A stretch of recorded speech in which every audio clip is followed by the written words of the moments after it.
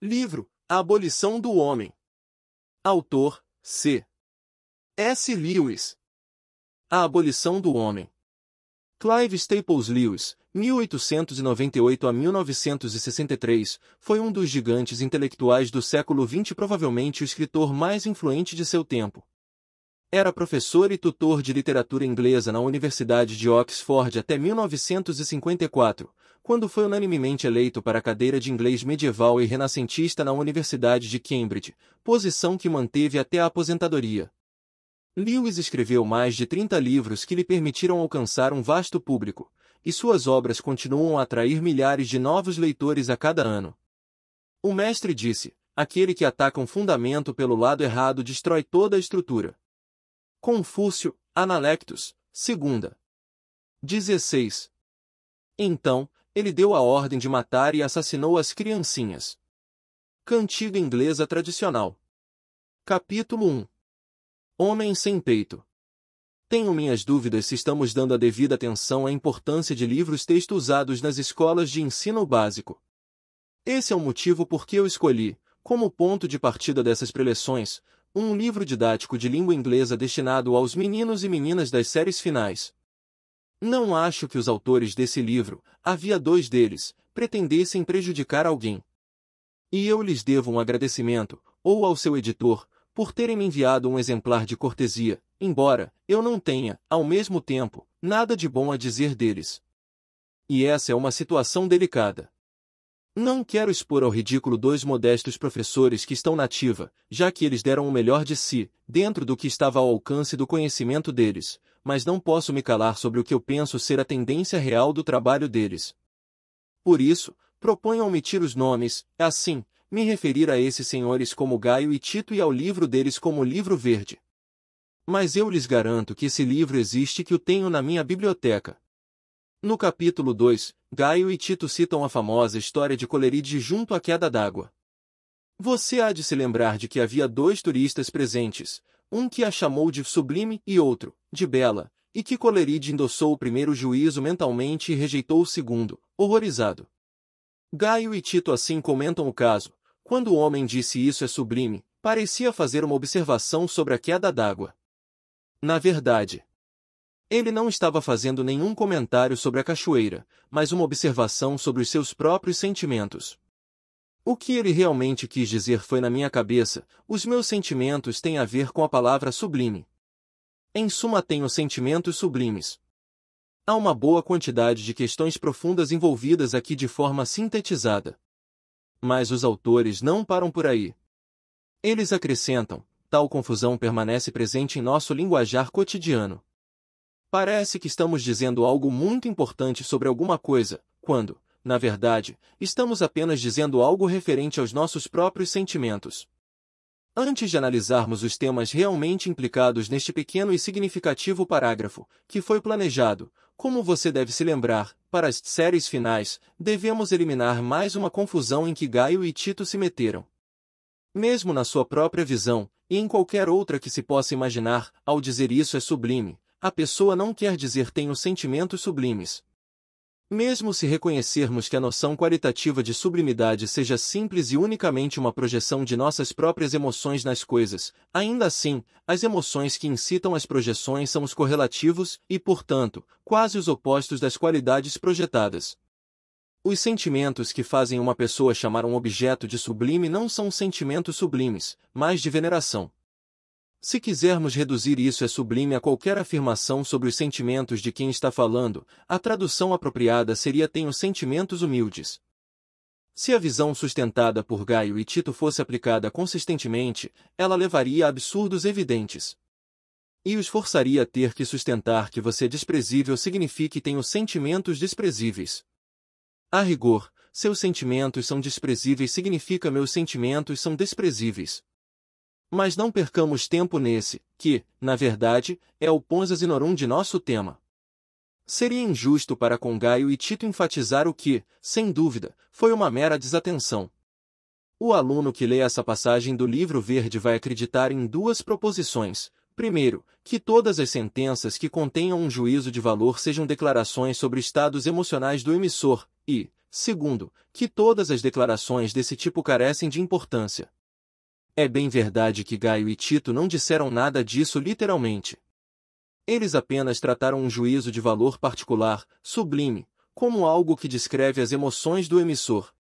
Ficou por conta dos próprios alunos estenderem o mesmo tratamento a todos os juízos de valor, sem o menor obstáculo para levar isto em sua jornada.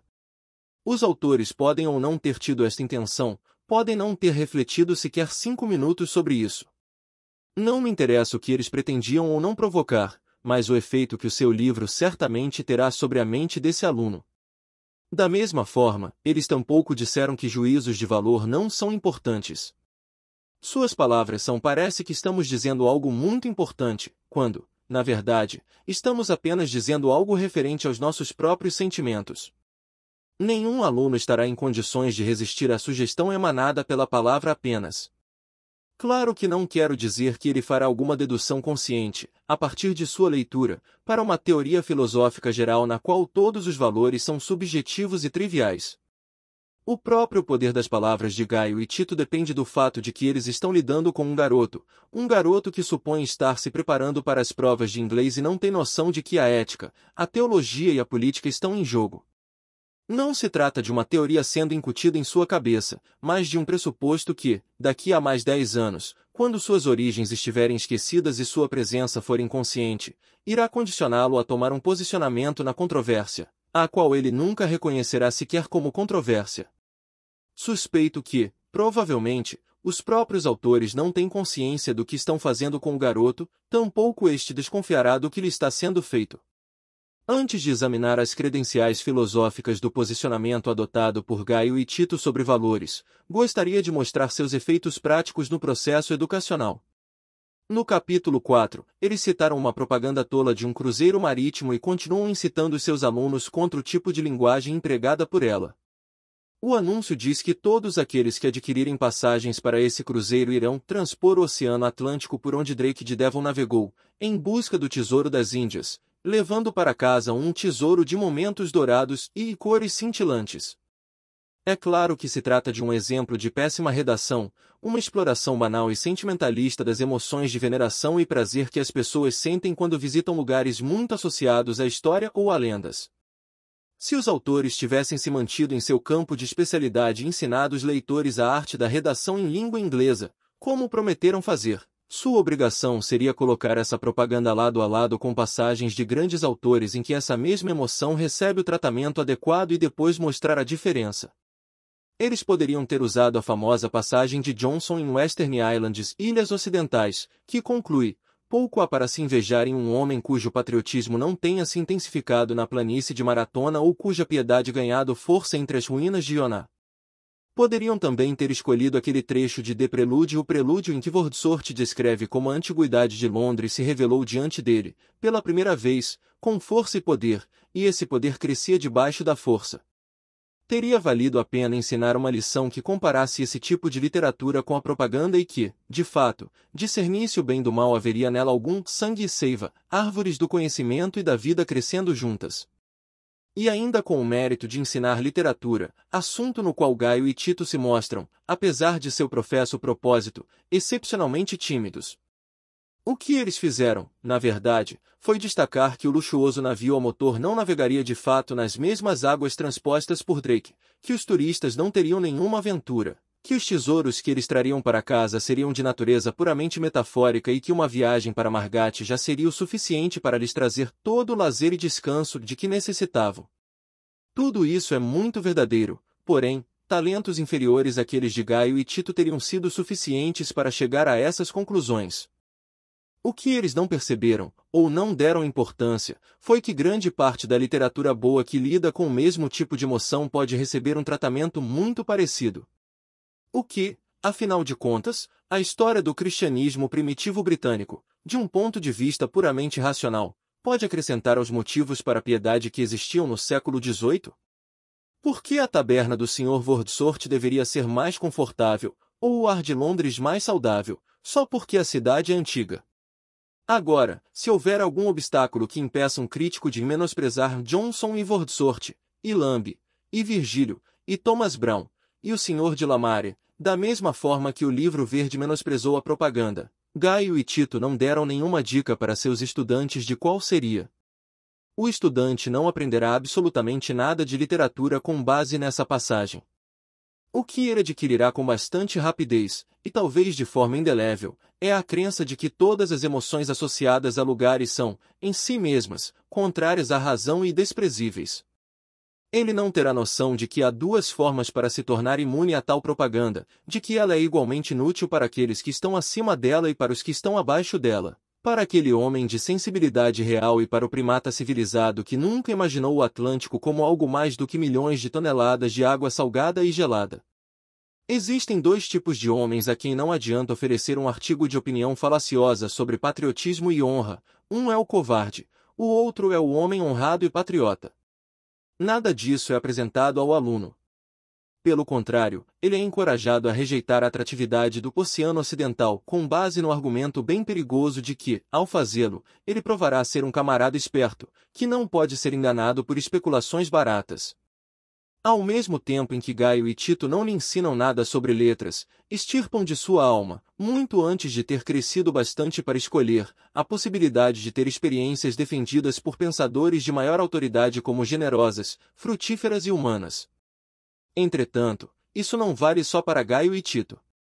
Outro livreto, cujo autor vou chamar de Orbilho, escolheu depreciar um pequeno e tolo trecho sobre cavalos, em que esses animais são louvados por serem servos voluntários dos antigos colonos da Austrália, e ele cai na mesma armadilha que Gaio e Tito.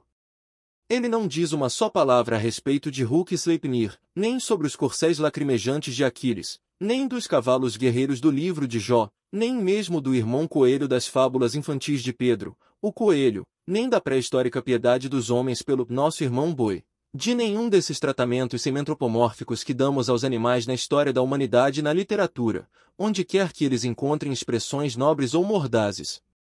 Nem mesmo dos problemas da psicologia animal, conforme abordados pela ciência, ele fala, contentando-se em explicar que os cavalos não estão, secundum litteram, interessados na expansão colonial.